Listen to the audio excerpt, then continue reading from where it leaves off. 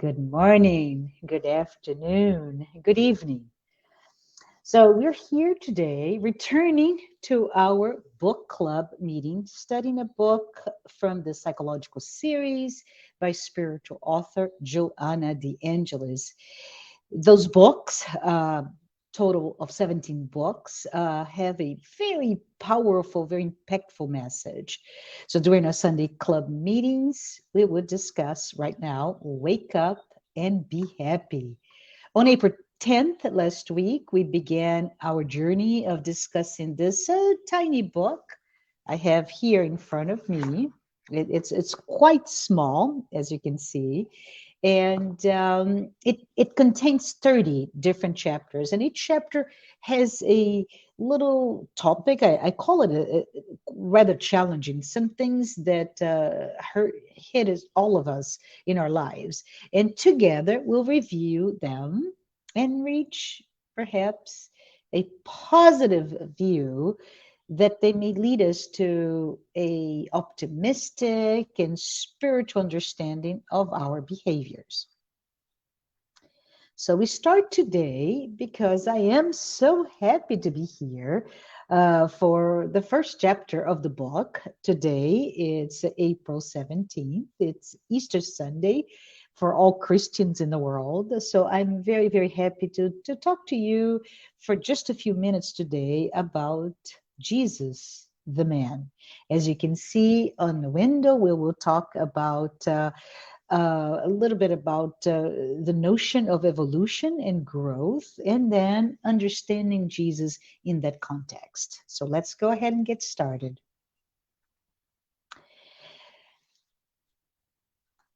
So, how do we even start the discussion about Jesus and his humanity, right? Well, Joanna, Joanna de Angelis, our spiritual author here, our, quite frankly, our mentor, our guru, she started the discussion of Jesus and his humanity, but she stops to discuss and remind us of, first of all, how important it is for us all to be aware, to comprehend really what it is to be an immortal soul, right?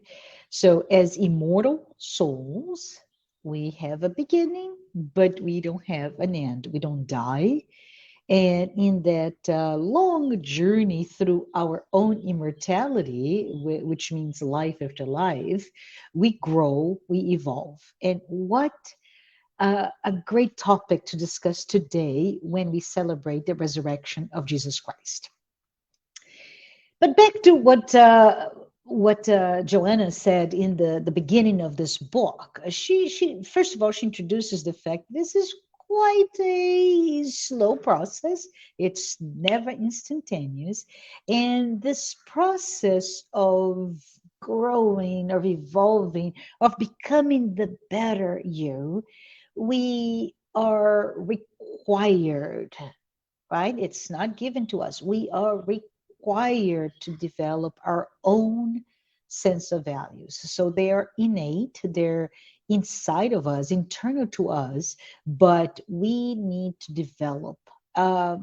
The image that comes to my mind is of a plant, right? In that small seed, whatever plant you may see, that small seed has all the innate qualities of a fruitful, strong tree, right? In that seed, and so it's in us.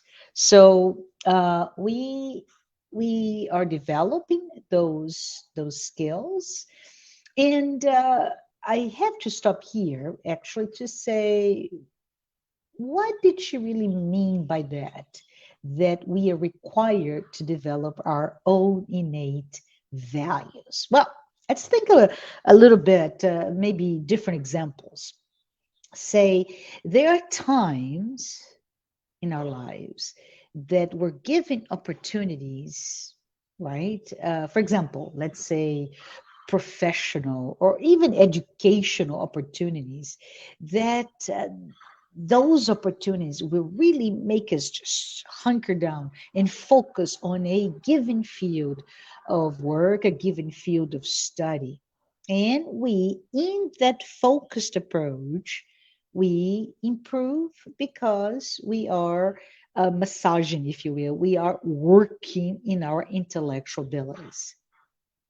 There are other times in our lives, perhaps, uh, let's say 10, 20 years at that period of life, that we may naturally shift our focus to that emotional side, our feelings, right? So, for example, maybe falling in love, maybe, if it's up to you, getting married, maybe having children, maybe taking care of your children, and your really big focuses now shift from educational intellectual growth into all the sense of your emotional self, your feelings, your emotions. And this is beautiful, because in that time, whatever that period may be, you are evolving, you are growing, you are attaining those values that you spoke about. There are the times, and I'm not saying they're mutually exclusive or sequential, but there are the times that perhaps there are opportunities that come to us for us to focus on our sense and sensibility, sensitivity. Example may be how we, how we really are taken by the sound of a song, of a music, the beauty of a work of architecture, sculpture, painting, right? In that aesthetic sense will take us, remove us into a different world. And what are we growing there? It's our sense, our artistic sensibility, right? I could give you a personal example. When not maybe 5 years ago, 4 years ago, I had a chance to go to Spain, and I went to Bilbao, a beautiful, beautiful, beautiful museum there that was designed by Frank Gehry, the American architect, and that that building, that beauty in the sculptural form of the building just impressed me. And it's been several years, and it has become iconic not only to humanity, but to myself, that sense of beauty that is contained in one work of art. But anyway, so we talk about intellectual, educational, emotional, your feelings, and that aesthetic, artistic, or any other type of sensitivity. Those are all growth. Those are all part of those innate values that we carry with us, right?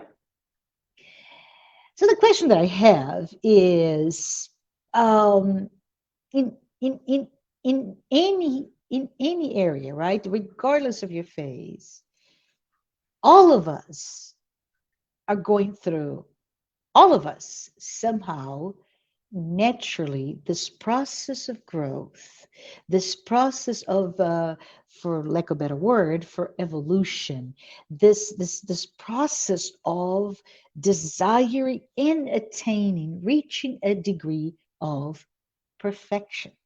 The cool idea here is that one day, right? One day, you and I and everybody in this planet, all of us, will reach that sense of perfection. Not there yet, right? Not there yet. We are far from being perfect. And we, in our lives, we're simply looking at this stage in our lives. We're just looking for a degree, perhaps, of satisfaction, right? Many of us will call that sense of being satisfied happiness. Let's rewind. We talked about professional, educational, emotional goals, aesthetic goals, right? As we perhaps, I'm going to pick on one, as perhaps we plan to get married, and it took the actual wedding. It may take years or professionals to help you to get that wedding. And I have to tell you, it will never be perfect. But what we want is to give a degree of, wow, I am so satisfied because it has really translated my goals for that dream that I had in my mind of this wedding, for example. So it's important for us to understand that, right? As we navigate our opportunities in life, our goals, either in those areas of emotional growth or intellectual growth. And as we pause to ask, and many people say this, what is life then? Is life a school? Well, figuratively speaking, yes and no. Right. What am I talking here? Well, unfortunately, we cannot ever think of life as, say, a college, university, or high school, that academic environment, because in academia you come in, you uh, go down, and you have and I'm not looking at a book here, so I'm thinking, I'm projecting the idea of sitting down and reading a book and attaining that knowledge that academic environment will give it to you. uh, but the fact is, as you and I know, we don't live in that perfectly well orchestrated theoretical framework to obtain that well curated set of learnings in isolation, right? Which you would if you're, say, studying chemistry in a chemical lab, and you do the experiment, everything is controlled. That is doesn't happen in life. What I mean by that is we learn while we live, and we learn while we live, with all the idiosyncrasies, all the complexities. We learn while we live through this multitude of issues, of conflict, of distractions, right? Those distractions or difficulties or complexities in our lives, whatever they may be, they serve almost as stumbling blocks, and they stand in our way, if you think about it, and they prevent us from learning in this quote unquote school of life faster. Does this make sense? All I'm saying here is that it takes time to learn, it takes time to grow, because life is in the way, right? We are living life. And I finish here this small discussion, the half of the discussion today, by letting us know that Joanna reminds us that this journey called life, right, that we embarked, is actually, in her words, very, very nice, very attractive, right? And if you think about it, we will grow. We will evolve. It is absolutely inevitable, no matter what. We will achieve our goals. And we're talking about immortal souls goals, right? Those goals that, as I mentioned in reference to the little seed, the goal of that seed is not to be yellow or red or bend in this way or that way. The goal is to become a tree in that case, and be fruitful, right? So what are those big goals? How can we become a beautiful, enormous tree, and be fruitful? So it's important for us to think that we will achieve those goals in all those different dimensions. But learning learning takes an investment of time. It takes effort. It takes energy. All of our interest, all of our commitments with discipline or without discipline, those are required to achieve whatever that is that we are in the moment immersing ourselves to achieve, right? So it's easy that just to make it easy for us, if you're there to achieve learning, educational learning, then it takes time. It's not an easy, oh, I want to learn, oh, let's say, oh, German, and I can just say, okay, I'm going to put that book close to me, or that tape, or whatever may be to facilitate my learning, and I will learn this new language. It takes effort, and all of those will be there, right? And not to put a damper in this beautiful, beautiful Sunday morning, but if for just a moment, I can ask you to perhaps close your eyes and think of the worst time in your life. Maybe financial difficulties, maybe a heartbreak, maybe a very difficult new job, a very difficult, challenging new academic endeavor, whatever that may be. If you close your eyes and think about it, all the pain, the hard work that it took you to go through that, right? And then you look back and you say, weren't those the moments that we all grew the most? And this is important for us to think, right? So as we think of those moments of stimulated growth, the idea here is that true happiness, this is very profound, true happiness is reached every time we reach a goal and become better than what we were before. So let's move on to talk a little bit about the man, Jesus.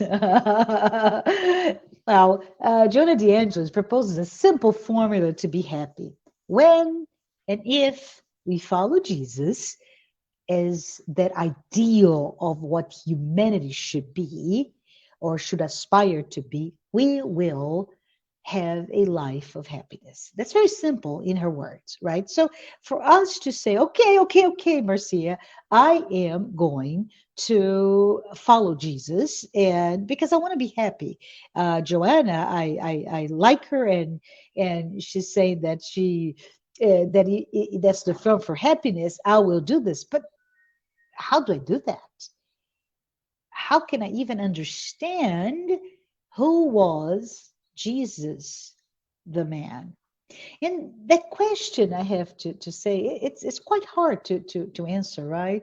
In fact, I would even say, well, nearly impossible for us to answer, because as the model of perfection in our very imperfect state, it's very hard for us to grasp that sense of who that man was.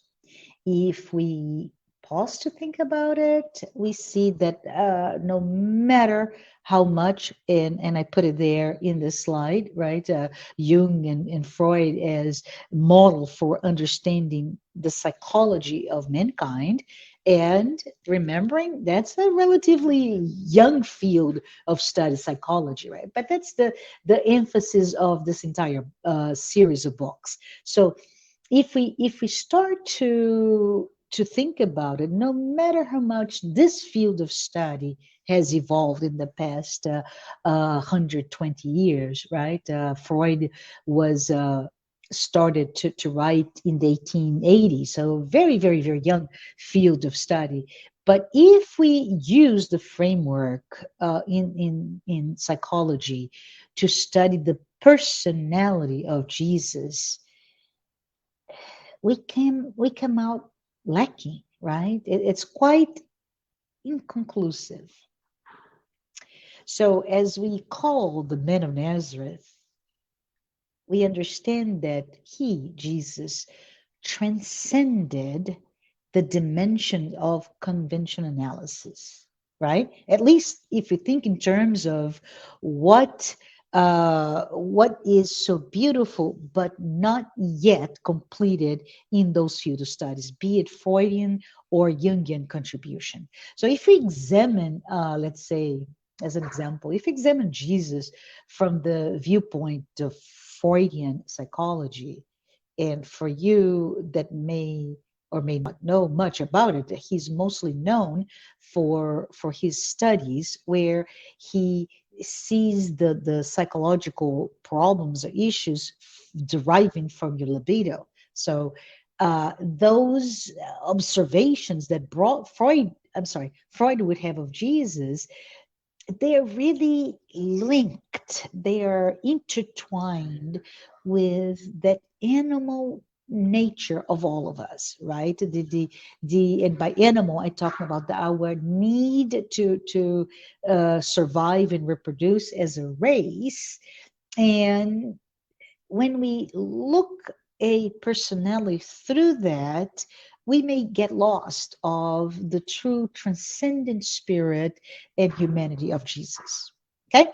So moving on, if we say, okay, Freud doesn't quite fit, let's go to the other one. And there are many others, but let's talk about from a Jungian perspective, and that lens for most of you who may or may not know Jungian, very very broad strokes are the lens of archetypical, right? The language archetypes. And if we use that framework to analyze Jesus' personality once again, we fall short because we look through him with the idea of the collective unconscious, and the collective unconscious can be seen through our all of mankind evolution, right? With all of it that is collected in this overarching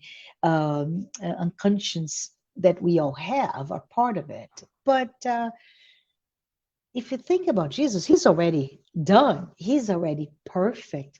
He does not betray all of the evolutionary aspects that Jung speaks to it. So, what we come up is in the first chapter of this book, as we wrap up our conversation today, is that the current psychological frameworks and concepts are simply not enough to go deep, right? To really to dive deep into the essence of the being and all his spiritual say reality of his life on earth. He, Jesus, and today's, as I said, beautiful day to be talking about him today, that we celebrate, the Christian world celebrates his resurrection, right? He, Jesus, transcended all the stages in the process of evolution on earth. So if we start to limit Jesus with what we have, our mechanism to understand him that we have today, the psychological lines of, let's say, and understanding our behaviors and actions from an anima and animus, right? We start to really confine him to a limited analytical understanding of what he is. We would box him, right? We put him in a little box and we say, this is who you are, but he's much, much more than that. So, unfortunately, I come here to tell you that we are just really unable to understand the man, right? He is indeed is the model, the guide for all humanity, including if you anyone who is or is not a Christian himself, herself, right? But we can talk about as we studied his teachings, right? And we start to dive into his sayings, his actions, his language, right?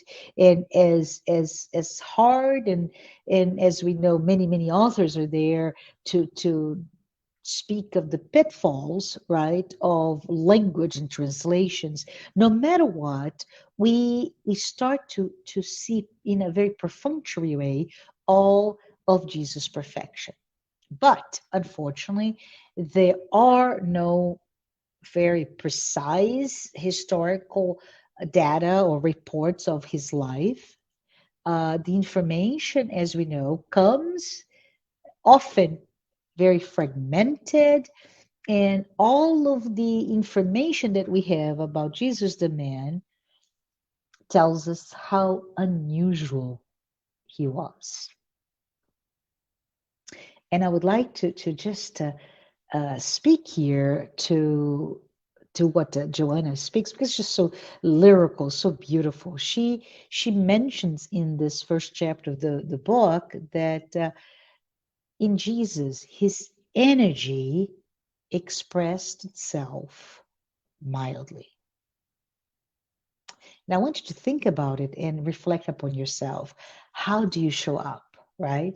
His kindness showed itself without being sentimental. His courage was expressed as a moral value that feared nothing.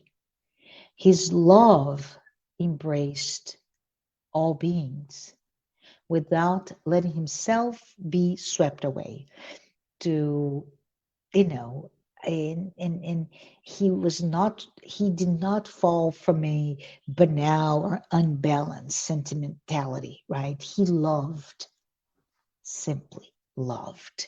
His wisdom radiated without embarrassing anyone, including those who are ignorant, right? So his kindness in essence captivated. His kindness, Jesus' kindness, left no one perturbed. He was severe, but he was not brutal. He was affable, but not conniving. He was noble, but not proud. He was humble, not verbal. So, from that perspective, his life represents all that we should aspire to be. And if you, uh, in this special day, care to read about him through the Sermon of the Mount, you can see all of his expression, his humanity in those words that basically spread hope to all of us.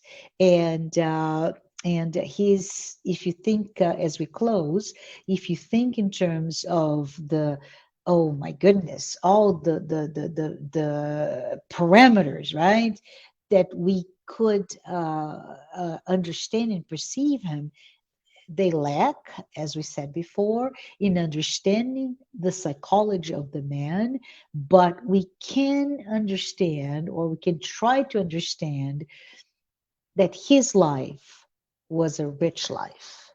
His life was complex. His life was a challenging one from birth through death. But it is important that we part here in our second study group session with the idea that we may understand him with those words when he described himself as, I am the bread of life. When he described himself, I am the door, I am the way, I am the good shepherd. So when we look at him through those four simple sentences, we see that there's so much that we can mirror ourselves into him, and he did indeed attain our happiness. So, with that, I want to say thank you. Thank you for being here today. I will see you next week when we go for chapter 2, and we're going to be talking about confrontations. No one likes that. It's part of our day to day lives. So, with that, I say thank you and have a wonderful day, evening, or afternoon. Bye bye.